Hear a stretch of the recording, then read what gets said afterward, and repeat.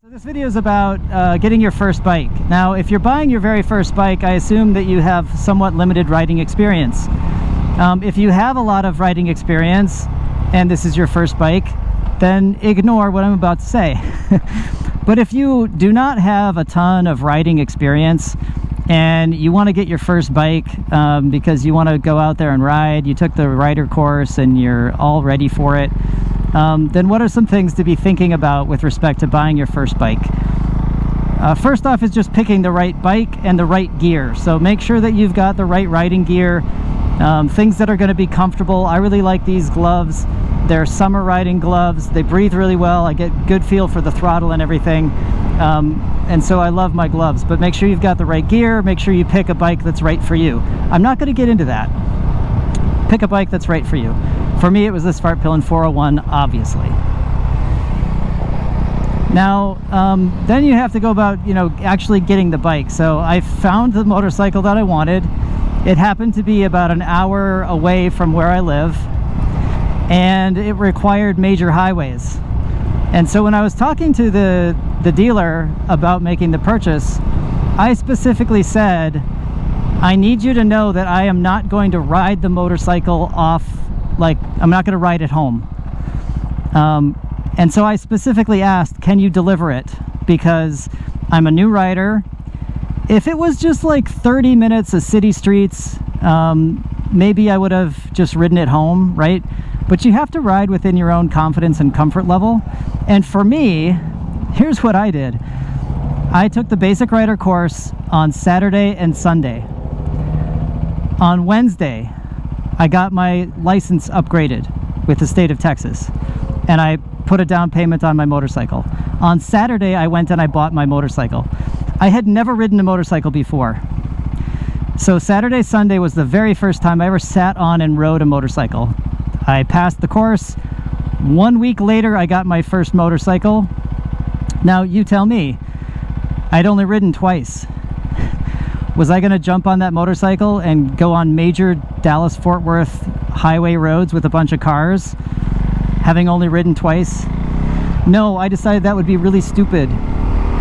I like to consider myself a fairly proficient rider, but no, that would have been ridiculous. And so I just laid it out there for them. I was like, I want to buy this bike because I need to practice riding, but I live too far away. I'm not going to ride it. It's just not safe for me. Tell me what you can do. For me, they actually just dropped it off. So I went in, I bought it, I checked out the bike, and one of the guys there said, okay, great, like my girlfriend lives in your neighborhood, I'm just gonna put it on my trailer, and then I'll swing by later tonight and drop it off. That was great. That was fantastic. And I basically said thank you for showing me not just a lot of proper attention in the buying purchase, but also being an advocate for motorcycle safety and my own personal safety, and not asking me to do anything I was not comfortable with. Now, if they had not done that for me, I could have done a number of things. I could have found a friend or a family member or somebody who rides motorcycles, and I could have had them pick it up and ride it to my house. I could have followed them in a car, whatever. If I felt marginally comfortable, I could say, hey, why don't you follow behind me? Particularly if I know somebody who rides, I could still do the riding. And maybe if I got uncomfortable, I could just pull over and swap out, right? And have the person following me in the car hop on my bike, and then I can drive. So, I mean, there's tons of options, right? I mean, a lot of these are just obvious things that you can do. You can also, if they can't deliver it for you, you can always, get a towing service. But usually it's like $150, $200 to get a tow. And you just made a motorcycle purchase. Do you really want to spend $150, $200 to have it delivered?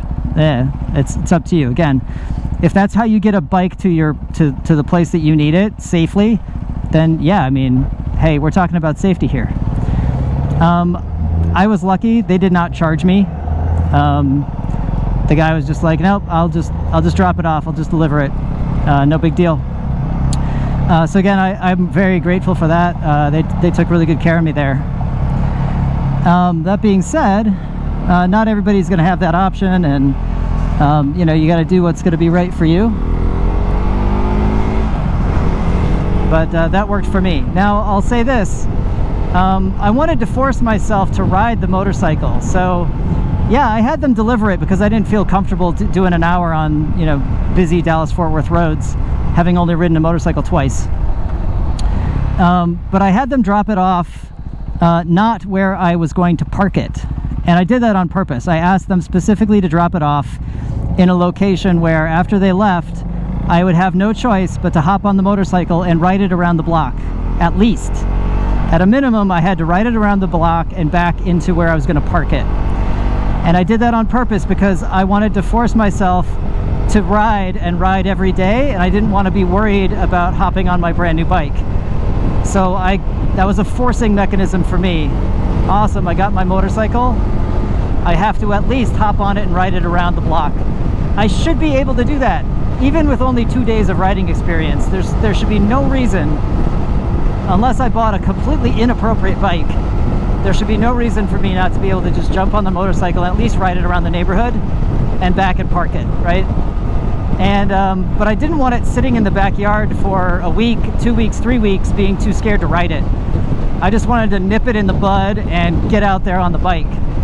So that's what I did. I rode it around the block, I parked it, I called it good for the day. It was getting late in the day, and then the very next morning I woke up, I hopped on the motorcycle and I rode it around, and I did that every day for about a month. I pretty much rode every single day. There maybe was a day where I woke up and it was raining and I didn't go out, but I basically I rode it every single day. That was how I got my bike. It's how I got it into the place where I needed it, and I got it there safely. And it was how I was able to start building the habit of riding and building up my skills in a way that always kept me in my comfort zone. I never went beyond the amount of risk I was willing to take based on my confidence and my knowledge of my own skills.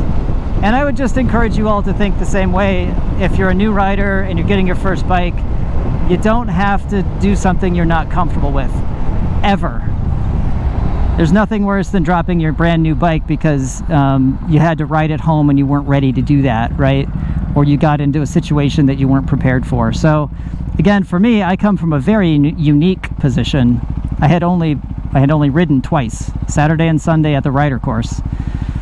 And so, brand new rider, very little experience. I had obviously ridden a bicycle, and I had driven manual transmission cars for a really long time, but motorcycling was new to me, and I just knew that for me to be safe and to enjoy it and to enjoy the learning curve, right, of practicing and everything, that was what was going to work for me. So stay within your limits. Go ahead. There's no shame in asking, hey, thank you, I bought this motorcycle. Can you deliver it to my apartment, my house, whatever?